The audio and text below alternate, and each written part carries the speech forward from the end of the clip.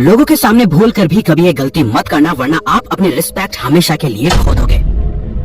अगर लोग आपको इग्नोर कर रहे हैं या आपकी रिस्पेक्ट नहीं करते, तो इसके पीछे कुछ ऐसे रियल और ब्रूटल रीजंस एंड मिस्टेक्स होती हैं जो आप एक्सेप्ट नहीं करोगे, लेकिन अनजाने में रोस्ट कर रहे हो। ओके यार, मेरी बात कोई सुनता ही नहीं है, मेरी बात की कोई वैल्यू नहीं है, मेरी कोई वैल्यू या रिस्पेक्ट है ही नहीं। तो हमने उसके साथ वो शेयर किया जो अभी हम आपके साथ शेयर करने वाले हैं। ऐसे 7 साइकोलॉजिकल डीप और ब्रूटली ऑनेस्ट रीजंस जिनकी वजह से लोग आपको हल्के में लेते हैं, इग्नोर करते हैं और आपकी इज्जत और रिस्पेक्ट नहीं करते। चौथा और 7वां रीजन सुन के आपको गुस्सा भी आ सकता है, लेकिन जब आप इन गलतियों को ठीक करना स्टार्ट कर दोगे, आप खुद देखोगे कि लोग कैसे आज से ही आपकी रिस्पेक्ट करना शुरू कर देंगे, जिसके लिए आपको ये जानना जरूरी है। The Z violation.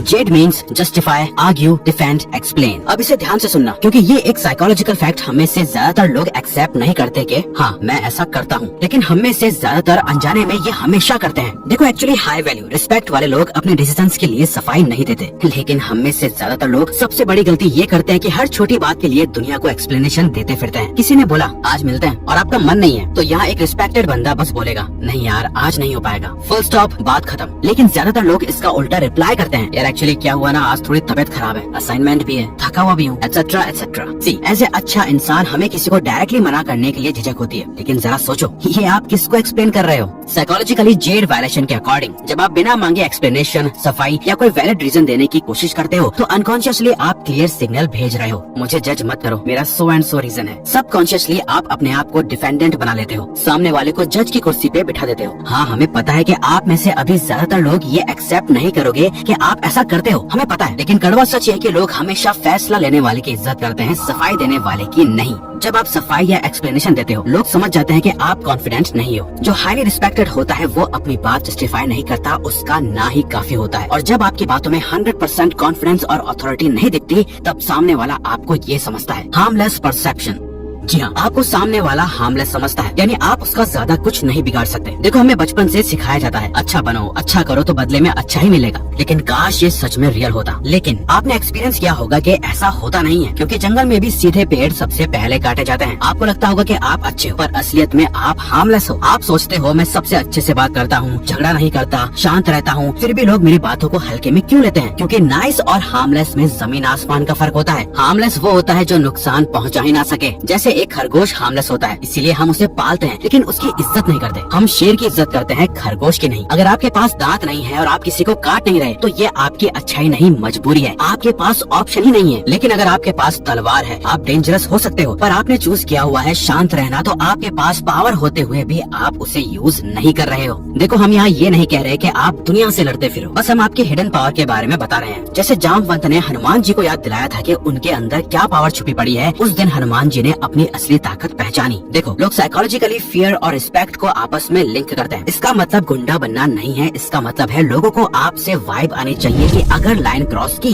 तो आप तगड़ा स्टैंड ले सकते हो। जब आप सोचते हो कि कोई सीन क्रिएट ना हो, तो लोग आपको डोरमैट समझते हैं, इसीलिए हार्मलेस दिखना बंद करो और ये गलती भी करना बंद कर दो। Spontaneous trait transference. लोगों के सामने भूल कर भी दूसरों की बुराइयां मत करना, क्योंकि होता क्या है कि जब भी आप किसी तीसरे इंसान के बारे में बात कर रहे होते हो, तो सामने वाले की नजरों में आप एक्चुअली उस तीसरे पर्सन की इमेज नहीं बल्कि खुद अपनी इमेज पेंट कर रहे होते हैं। साइकोलॉजी में इसे स्पॉन्टेनियस ट्रेट ट्रांसफरेंस कहते हैं, जिसका सिंपल रूल है जो ट्रेट्स आप दूसरों में पॉइंट आउट करते हो, लोग वही ट्रेट्स आपके साथ जोड़ने लगते हैं। अगर आप अक्सर अनजाने में दूसरे लोगों की ट्रेट बताते रहते हो, जैसे कि यार वो बड़ा सेल्फिश है, वो बहुत नेगेटिव है, मैं तो एक नजर में ही सामने वाले को पहचान लेता हूँ, वाइब फील कर लेता हूँ, तो विद टाइम सामने वाला आपको इंटेलिजेंट नहीं बल्कि ये सोचता है कि यार ये हमेशा नेगेटिविटी क्यों नोटिस करता है। इससे लोग आपको स्मार्ट या रिस्पेक्टफुल नहीं बल्कि फालतू में ओवर जजिंग या नेगेटिव बंदा समझते हैं और सोचते हैं ये हमेशा पड़ोस वाली आंटी की तरह लोगों को जज क्यों करता रहता है, क्योंकि ह्यूमन ब्रेन शॉर्टकट्स पे काम करता है। आपकी पर्सनैलिटी आपके ओपिनियन से जज होती है, इंटेंशन से नहीं। तो इसको अब से रिवर्स करो, लोगों का discipline, growth, hard work appreciate करो, लोग आपको भी वैसे ही समझेंगे। याद रखो आप दूसरों को डिस्क्राइब नहीं कर रहे, खुद के अंदर की पर्सनैलिटी और सोच को इंट्रोड्यूस कर रहे हो। हर सेंटेंस आपका साइकोलॉजिकल पर्सनल ब्रांडिंग है। गॉसिप करोगे टॉक्सिक लगोगे, अप्रिशिएट करोगे वैल्यूएबल लगोगे। वर्ड्स बूमरैंग की तरह होते हैं, आप पर ही रिफ्लेक्ट करते हैं। तो अब ये वाला एक्सपेरिमेंट सुनो जिसने साइकोलॉजिकल इंडस्ट्री में बहुत बड़ा इम्पैक्ट डाला, द पावलोवियन ट्रेनिंग।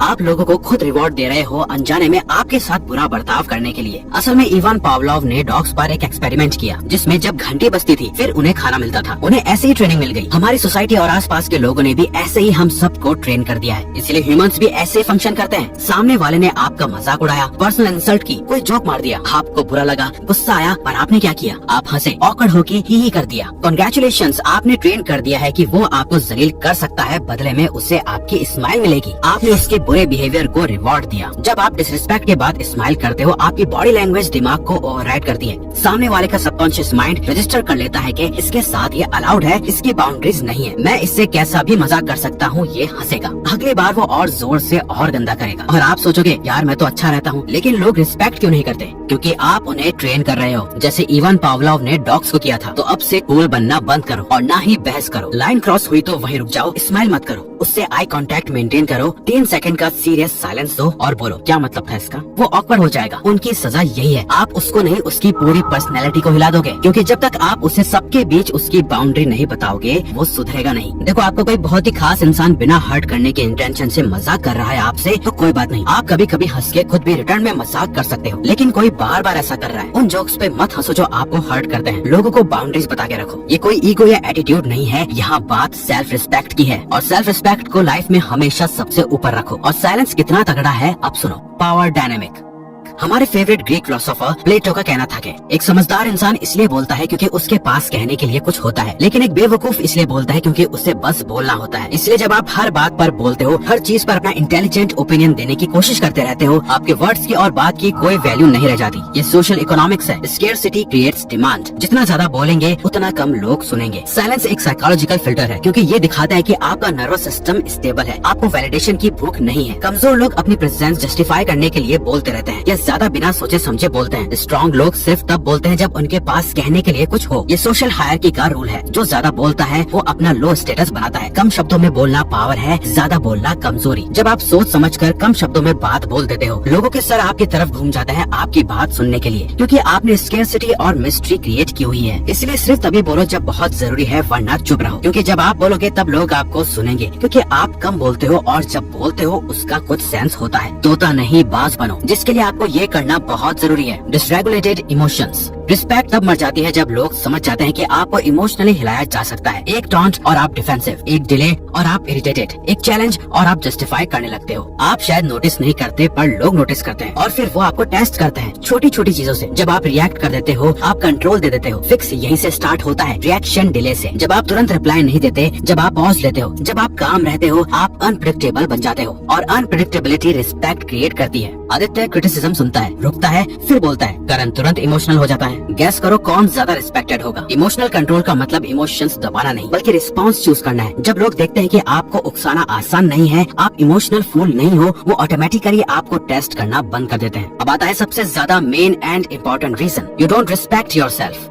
ये रीजन हम सबसे पहले रखना चाहते थे, लेकिन हमने इससे लास्ट में उन्हीं के लिए रखा जो लोग सच में पूरी नॉलेज डीपली लेते हैं, हाफ नॉलेज नहीं, क्योंकि यही सबसे डीप रीजन है। बाकी दुनिया के बारे में थे, ये आपके बारे में है, क्योंकि दुनिया आपकी तब तक इज्जत नहीं करेगी जब तक आप खुद की नहीं करते। लेकिन आखिर आप खुद की इज्जत कैसे खोते हो? This is psychologically proven. जब आप खुद से बार बार वादा करके खुद तोड़ते हो। रात को सोचा कल सुबह 5 बजे उठूंगा, अलार्म बजा लेकिन स्नूज कर दिया, पहला प्रॉमिस तोड़ा। अब से जंक फूड बंद, लेकिन शाम को जंक फूड खा लिया, दूसरा प्रॉमिस तोड़ा। जिम जाऊंगा लेकिन नहीं गए। हर बार जब आप खुद से कमिटमेंट्स तोड़ते हो, दिमाग को सिग्नल जाता है कि मैं भरोसे के लायक नहीं हूँ, जो बोलता हूँ वो मैं करता नहीं हूँ। सेल्फ रिस्पेक्ट ऐसे ही कम होती है। और जब आप खुद की रिस्पेक्ट नहीं करते, ये आपकी आंखों में, आवाज में, चलने में और बोलने में साफ साफ दिखता है सबको। और बदले में वो भी आपकी रिस्पेक्ट नहीं करते। लोग कॉन्शियसली नोटिस ना भी करें, लेकिन सबकॉन्शियसली फील कर लेते हैं इस बंदे में दम नहीं है, खोखला है, अनरिलायबल है। Just think about it. आपका दोस्त झूठ बोले तो आप उसकी रिस्पेक्ट करना बंद कर देते हो, राइट? तो जब आप खुद से झूठ बोलते हो, आपकी आत्मा आपकी रिस्पेक्ट कैसे करेगी? अगर चाहते हो कि लोग देखते ही रिस्पेक्ट करें, तो पहले खुद को प्रूव करो। बड़े वादे नहीं, छोटे प्रॉमिसेस करो खुद से और उन्हें पूरा करो, क्योंकि रिस्पेक्ट मांगी नहीं जाती, कमाई जाती है। और अब सुनो ध्यान से जो हम बोल रहे हैं। अगर आप अपनी लाइफ के खुद के किए हुए प्रॉमिसेस को सच में पूरा करना चाहते हो, तो हमारा 5 days self mastery program join करो। और अगर सिर्फ डिसिप्लिन बनना है तो उसका भी लिंक आपको डिस्क्रिप्शन में मिल जाएगा। ज्यादा फोर्स हम नहीं करेंगे, सीरियस हो तभी ज्वाइन करना। तो अगर आपको ये वीडियो अच्छी लगी तो वीडियो को लाइक और चैनल को सब्सक्राइब करके हमें सपोर्ट करो और बेल नोटिफिकेशन ऑन कर लीजिएगा, ताकि आप आने वाली वीडियोस मिस न कर पाओ। Thank you for watching.